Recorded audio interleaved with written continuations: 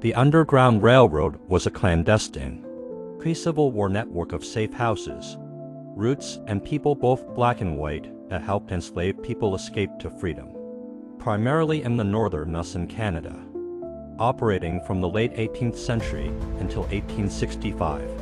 It was a critical resistance movement against slavery, with key figures like Harriet Tubman aiding hundreds of passengers.